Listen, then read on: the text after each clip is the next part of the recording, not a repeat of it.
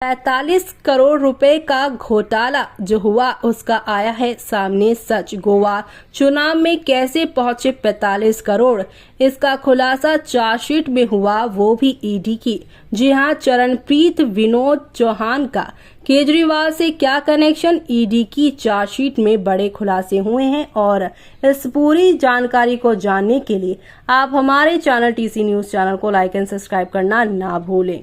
दिल्ली शराब घोटाले में ईडी की चार्जशीट को लेकर बड़े जानकारी सामने आ रही है। आबकारी नीति में आम आदमी पार्टी से लेकर दिल्ली के मुख्यमंत्री अरविंद केजरीवाल की भूमिका तक के बारे में ईडी ने अपनी इस चार्जशीट में खुलासा किया है। इसके अलावा ईडी ने हवाला के जरिए पैसे ट्रांसफर होने में चरणप्रीत को आरोपी बताया है, जबकि केजरीवाल और अपराध की आय को हैंडल करने वाले विनोद चौहान के बीच हुए डायरेक्ट मैसेज को सबूत के तौर पर कोर्ट में पेश किया गया है। जी हां, आपको बता दें कि ईडी चार्जशीट डिटेल हासिल की है। इसमें यहां पर बैंक नोट, सीरियल नंबर और व्हाट्सएप चैट का सिलसिलेवार जिक्र किया गया है। और इसी के साथ आपको बता दें कि ईडी की चार्जशीट ने प्रोसीड ऑफ क्राइम का भी जिक्र किया है। इसमें बताया गया है कि आरोपी विनोद चौहान के मोबाइल से हवाला नोट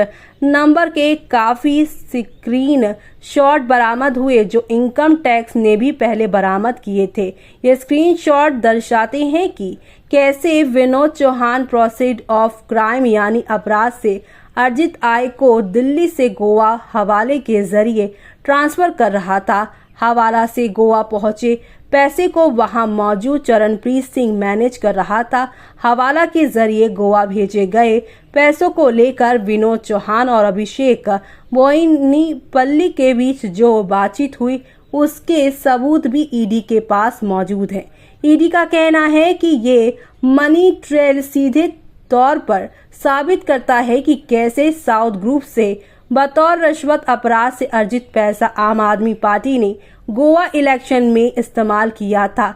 इसी के साथ ईडी का कहना है कि हवाला मनी ट्रांसफर से जुड़े विनोद चौहान और अभिषेक के बीच व्हाट्सएप चैट भी मौजूद है। दिल्ली ने हवाला टोकन मनी का स्क्रीनशॉट भी मुहैया कराया है। तो वहीं 45 करोड़ रुपए की बात यहाँ पर खुलकर सामने जो आई उसमें यह है कि ईडी का कहना है कि गोवा चुनाव में हवाला के जरिए 35 नहीं बल्कि 45 करोड़ रुपए प्राप्त करने में चरणप्रीत सिंह की अहम भूमिका रही है। चरणप्रीत के बैंक खाते का विवरण खंगाला गया है। उसे आपसे सीधे 1 लाख रुपए से ज्यादा प्राप्त हुए थे। Charanpreet Singh charity production media का कर्मचारी था और 2020 से फ्रीलांस के तौर पर आपके गोवा चुनावी अभियान यानी मार्च 2022 तक का हिस्सा बना था। तो वहीं चार्जशीट में कहा गया है कि अरविंद केजरीवाल और यहाँ पर अरविंद यानी मनीष सिसोदिया के तत्कालीन सचिव के बीच विरोधाभासी बयान से ये साबित होता है कि कैसे अरविंद केजरीवाल ने जांच को गुमराह करने की कोशिश की। तो वहीं एजेंसीज ने यह भी कहा है कि इस मामले में बड़ी संख्या में सबूत भी नष्ट किए गए हैं। ये बड़ी साजिश का संकेत देते हैं। तो वहीं यहाँ पर चार्जशीट की पड़ताल की तो देखा कि गोवा चुनाव के लिए 45 करोड़ रुपए भेजने के लिए कैसा हवाला के जरिए ट्रांसफर किए गए।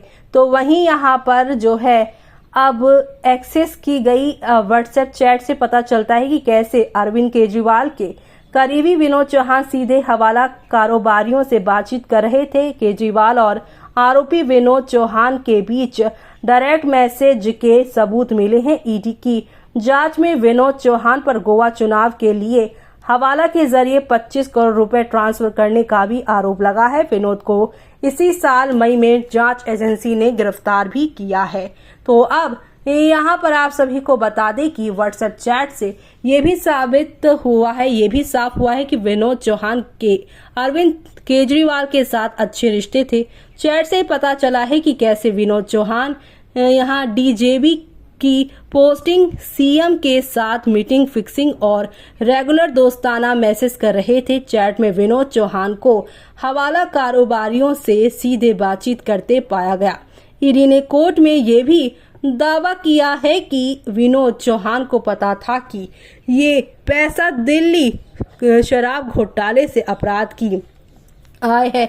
उन्होंने गोवा चुनावों के लिए हवाला का इस्तेमाल यहाँ पर इन्हीं पैसों के जरिए किया है और पैसों को इसी जरिए पहुंचाया भी है। ईडी की चार्जशीट के माने तो विनोद चौहान के फोन से कुछ ऐसी तस्वीरें मिली हैं जो दावों को और पुख्ता करती हैं। फोटोज के अनुसार बैंक नोट के सीरियल बैंक आईटी डेटा में जब्त किए गए नोट के सीरियल नंबर से मेल खाते हैं। ये सबूत दिल्ली से गोवा तक रिश्वत ट्रांसफर करने में चौहान की भूमिका को साबित करते हैं। एक और आरोपी अशोक कौशिक ने भी अपने बयानों में पुष्टि की है कि अभिषेक बोईपल्ली यानी साउथ ग्रुप का सदस्य के निर्देश पर विनोद चौहान को 2 बैग दिए गए थे। फिलहाल ईडी की चार्जशीट को कोर्ट ने संज्ञान लिया है। गुरुवार को सुनवाई करेगी। ये 7वीं पूरक चार्जशीट है। इसमें ईडी ने केजरीवाल और आम आदमी पार्टी को आरोप बनाया है। जी हाँ, चार्जशीट में कुल 38 आरोपी हैं। इनमें से 37वें नंबर पर अरविंद केजरीवाल है। इसके ठीक बाद 38वें नंबर पर आम आदमी पार्टी का नाम बतौर आरोपी दर्ज है। यहाँ चार्जशीट के मुताबिक अरविंद केजरीवाल इस पूरे मामले के पिंग यानी कि धुरी हैं और साजिश करता है। गोवा चुनाव में रिश्वत से मिले पैसे का इस्तेमाल हुआ है और केजरीवाल को इसकी पूरी जानकारी थी क्योंकि वो इसमें शामिल थे। चार्जशीट में कहा गया कि वो कविता के पीए ने विनोद चौहान के जरिए 25.5 करोड़ रुपए गोवा चुनाव के लिए हवाला के जरिए आम आदमी पार्टी को पहुंचाए थे। तो ऐसे में यहाँ पर पूरी तरीके से सबूत जो है यही साबित कर रहे हैं कि साजिशकर्ता जो है इस पूरे मामले में थे वो यहाँ पर जो है वो सीएम केजरीवाल ही थे। ऐसे में अब पार्टी भी इसमें बदनाम हो गई है पूरी तरीके से। इस पूरे मामले पर आपका क्या कहना है कमेंट बॉक्स में हमें कमेंट करके बताना बिल्कुल ना भूलें आप।